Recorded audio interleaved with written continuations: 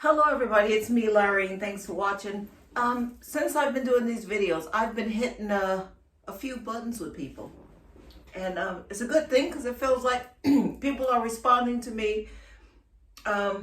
They feel me, they know what I'm trying to achieve here. But they're throwing so much at me. And sometimes it feels as though I've got this I'm talking about, that I'm talking about. But this particular letter I got was very important to me, this message. And I just want to read you this message because it almost feels like this person could see my soul. So he wrote,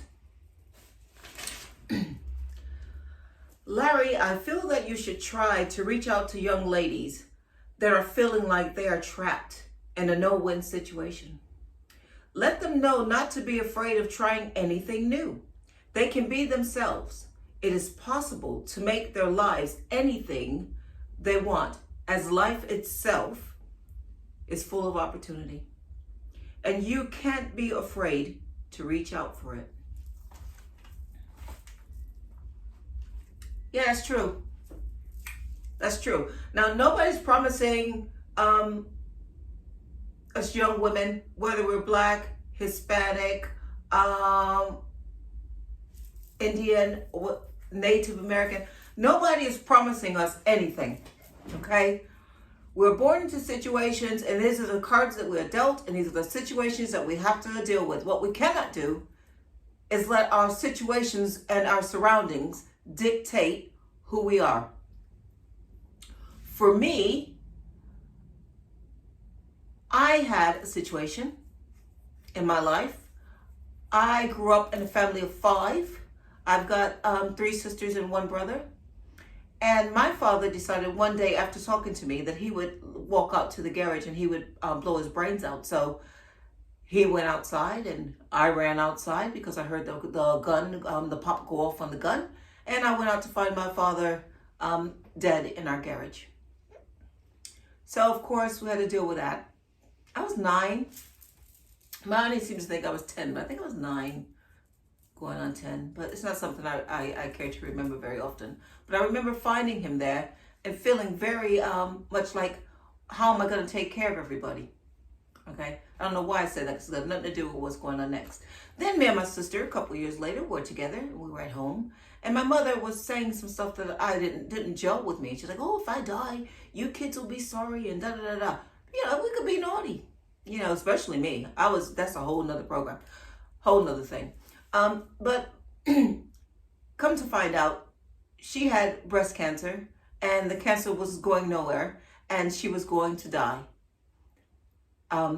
soon.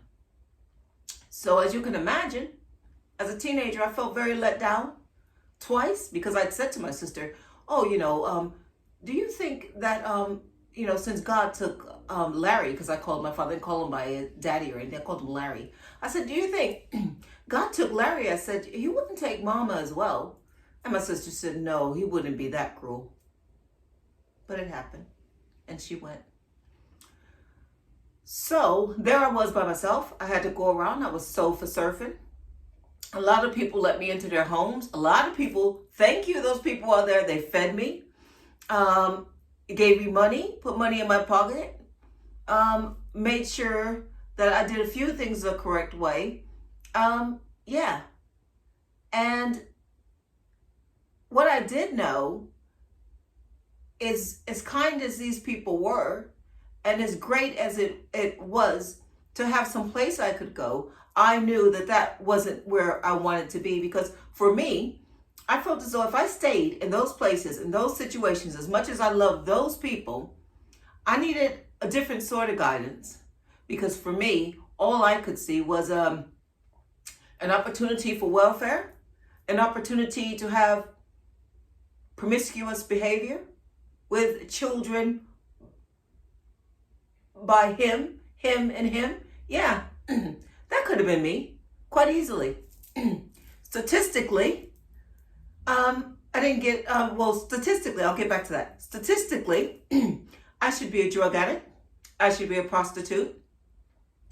drug addict, prostitute, all the negatives you can think of. That should be me. And it's not me.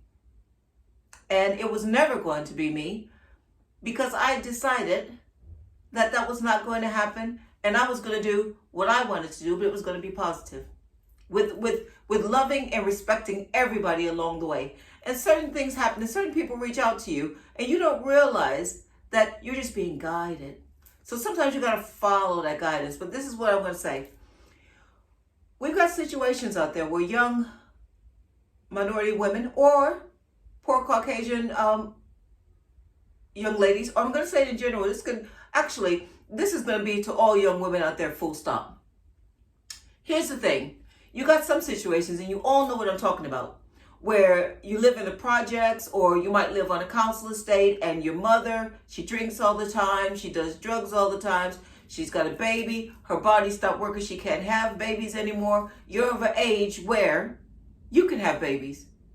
That mother, that evil mother, because it's a learned helplessness. Somebody told me this, it's called learned helplessness.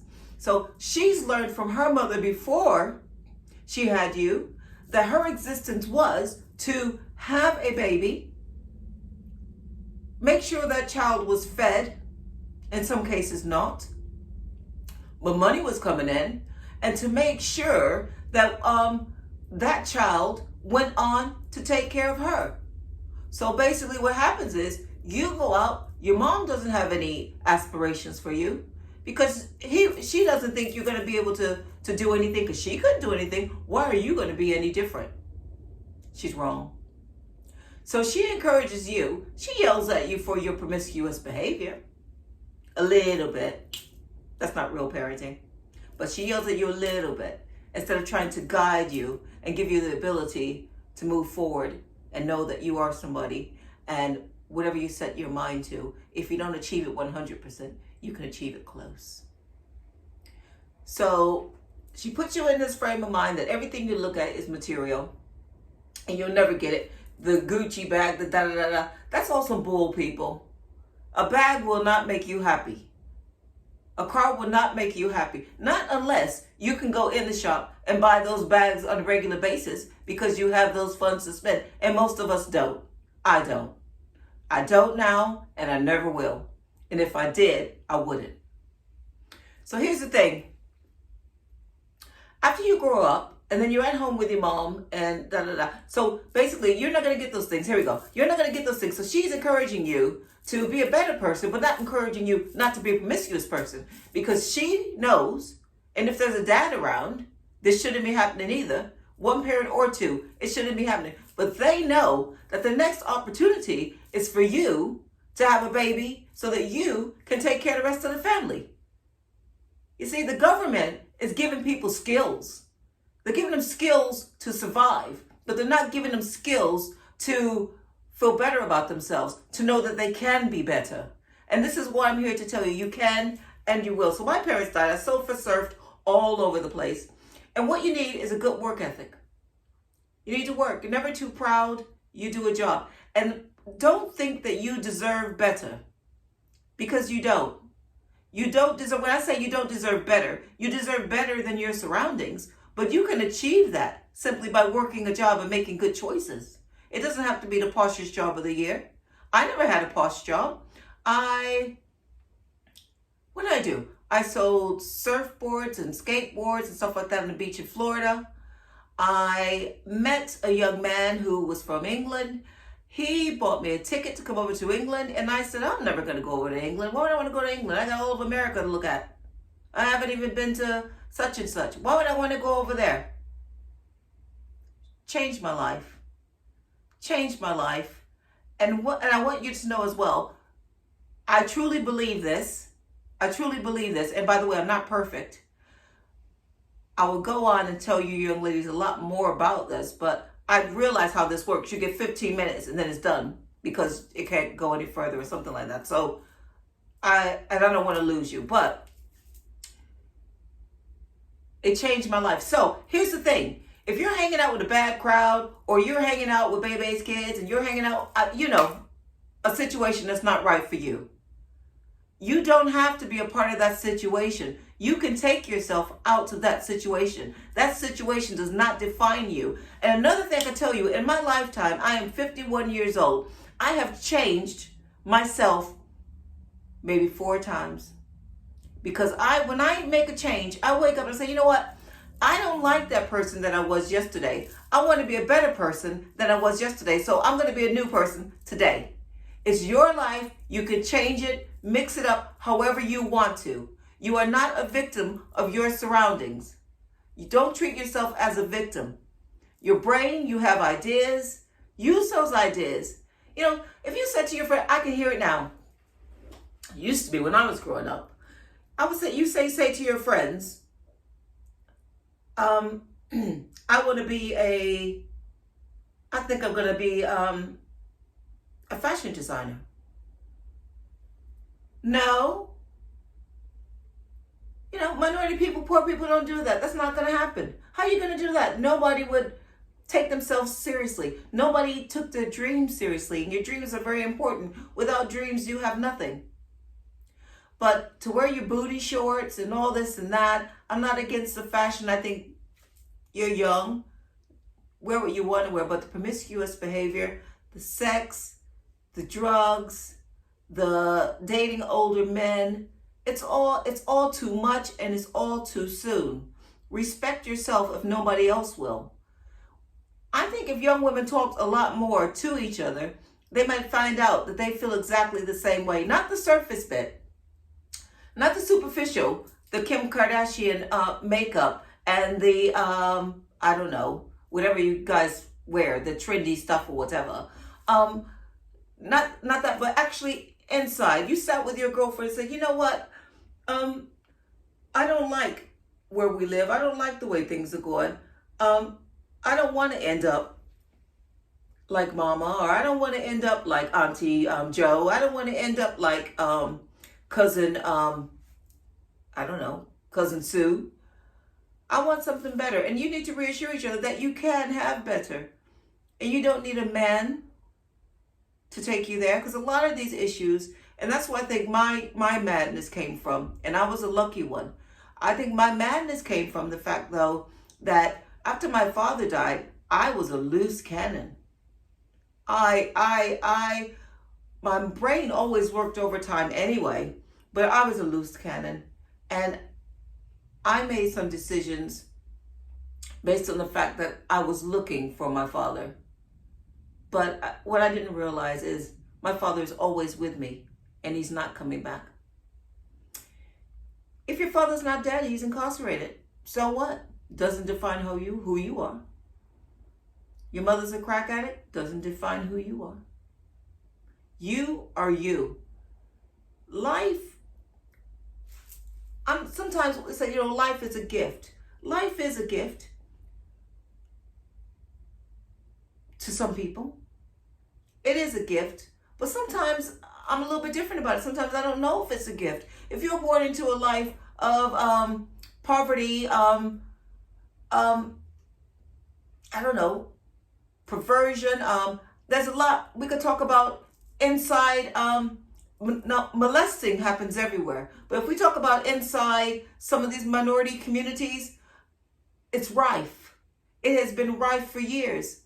I didn't know this. But now I do. That's going to open a whole new kettle of fish. But what I want to say is, I'm not brilliant, and I don't have a mastermind for how my life turned out. But I was sure how I did not want my life to turn out. I wish I could share more of this with you right now, but I can't. But your circumstance does not dictate who you're going to be. I made some notes. I think I'm running out of time. So I want you to stay away from the welfare system. I want you to think about what this learned helplessness is all about. Just because your mother before you, or if your auntie's raising you, whoever, that doesn't dictate who you'll be. Don't have a child for a safe future, so you don't, so that you have some finance. Children aren't money pawns. Okay, I'm going to stop there because my video was about to end. I don't want to get cut off, but I wanted to get this point across. I want to get back. I'm going to go into talking about crack babies. I'm going to come back and I'm going to talk about the sex trade is real, and particularly in our communities. I'm going to stop there, but I hope I've touched somebody with that. You can be whomever, whatever you want to be. At any time, you should choose to change. Your circumstance does not dictate who you are. Please follow me, please, on YouTube, Larry Henry Putting the World Right. My website, www.larryhenryputtingtheworldright.com. Instagram, PTWR,